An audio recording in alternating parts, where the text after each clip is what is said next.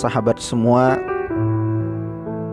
ada 7 kriteria manusia beruntung menurut Al-Quran serta balasannya di akhirat. Kalau kita berbicara masalah keberuntungan adalah suatu hal yang paling diharapkan oleh setiap orang. Lantas, kalau ditanya siapakah sebenarnya orang yang beruntung itu, boleh jadi orang akan menjawab berbeda-beda, tergantung mengartikan kata keberuntungan itu apa. Ada yang bilang orang yang beruntung itu adalah orang yang memiliki harta yang banyak, punya mobil mewah, beduin, Bali mewah, bertingkat, mempunyai pangkat jabatan, serta memiliki popularitas dan masih banyak lain lagi. Tergantung bagaimana kita mengartikan kata keberuntungan itu sendiri. Terlepas dari itu semua, ada keberuntungan yang sesungguhnya atau yang hakiki yang hanya didapatkan oleh orang-orang yang mengimani akan adanya Allah Subhanahu wa taala dan percaya bahwa Nabi Muhammad SAW adalah utusannya.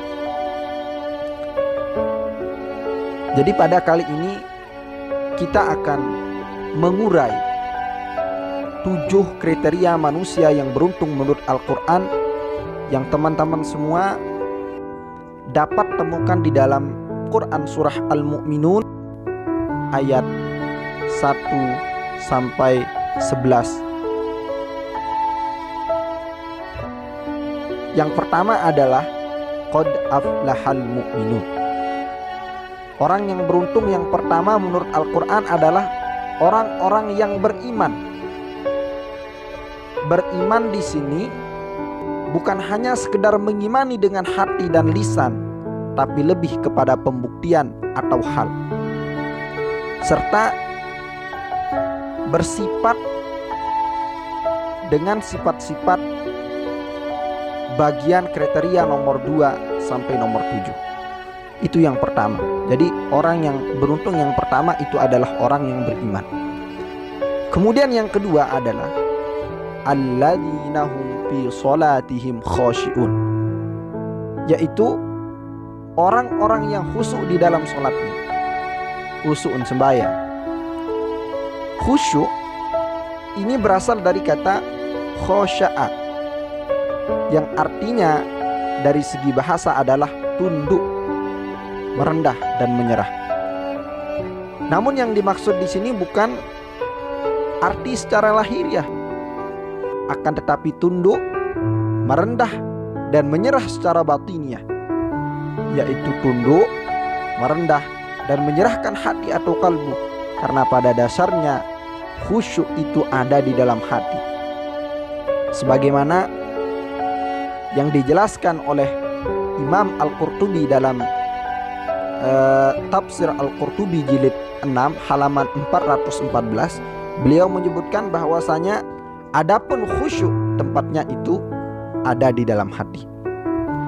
Jadi sholat yang khusyuk adalah sholat yang dilakukan penghayatan, yaitu dengan menghadirkan hati yang tunduk, merendahkan dan menyerah sepenuhnya kepada Allah Subhanahu wa taala.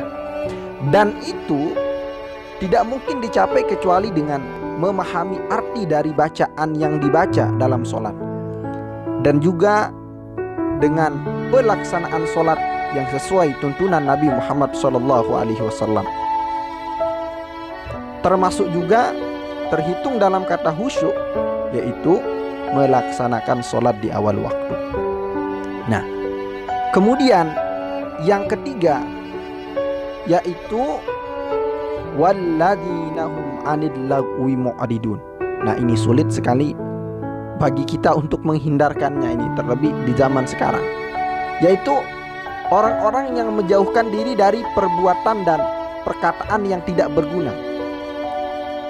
Mereka adalah orang-orang yang ucapannya mengandung zikir dan ilmu, perbuatannya mengandung ibadah. Nah, itu aja solid.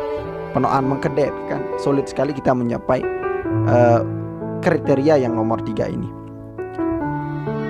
Padahal Rasulullah Shallallahu Alaihi Wasallam beliau pernah menyampaikan min husni islamihil mar'i tarkuhu ma la ya'ni. Salah satu tanda bagusnya keislaman seseorang yaitu dia meninggalkan sesuatu yang tidak ada manfaatnya dan sesuatu yang tidak berguna baginya. Dari sini bisa kita menilai kualitas keislaman seseorang. Jika kesehariannya lebih banyak digunakan untuk kebaikan, berarti dia sudah masuk dalam kriteria wallazi nahum 'anil lagwi mu'ridun. Keislamannya sudah baik. Begitu juga sebaliknya. Jika kesehariannya digunakan untuk nongkrong, gibah, melakukan sesuatu yang tidak ada manfaatnya, itu pertanda keislamannya memburuk. Na'udzubillahi min zalik. Kemudian yang keempat adalah walladzina hum lizzakati fa'ilun, yaitu orang-orang yang menunaikan zakat. Di sini mayoritas ulama berpendapat bahwa yang dimaksud di sini adalah zakat mal atau zakat harta. Akan tetapi apa? Banyak di antara orang yang kaya raya enggan untuk mengeluarkan zakat. Uangnya banyak, hartanya berlimpah, bangkat, duit, banden, penok, ndek milik keluaran zakat. Bahkan ada di antara mereka yang mengatakan, marak betun, botor, embek, sugul, si kebegawian, mau enak lalu ya inding sedekah zakat ya tebe. Orang kaya yang seperti ini akan mendapatkan siksaan di hari kiamat, sebagaimana yang Nabi Muhammad SAW sabdakan. Man atallahu malan, barang siapa yang Allah Subhanahu wa ta'ala berikan harta, diberikan kekayaan yang melimpah ruah, falam yuaddi zakatahu, kemudian dia tidak mau mengeluarkan zakatnya, mutilalahu maluhu yaumal qiyamah sujaan aqra, maka harta bendanya itu akan berubah menjadi ular nanti pada hari kiamat. Ular yang bertaring, kemudian ular yang bertanduk, matanya merah, yang akan menggigit, yang akan menikamnya. Lalu ular itu berkata, akulah hartamu yang dulu waktu di dunia yang tidak mau engkau zakatkan. Au kama qala Rasulullah sallallahu alaihi wasallam. Na'udzubillahi min zalik. Kemudian yang kelima, siapa? Walladzina hum li furujihim hafizun, yaitu orang-orang yang memelihara kemaluannya. Jadi tidak melakukan perbuatan zina, tidak melakukan perbuatan keji. Kemudian illa ala azwajihim aw ma malakat aymanuhum fa innahum ghairu malumin. Kecuali terhadap istri-istri mereka aja kanggon. Atau hamba sahaya yang mereka miliki, beduen budak. Tapi kalau zaman sekarang sudah tidak ada budak lagi. Budak yang mana yang dimaksudkan di sini atau hamba sahaya? Yang dimaksudkan di sini adalah hamba sahaya atau budak-budak yang didapat di dalam peperangan dengan orang kafir. Bukan budak yang didapat di luar peperangan agama, yang sekarang sudah tidak ada lagi. Kemudian yang keenam, yaitu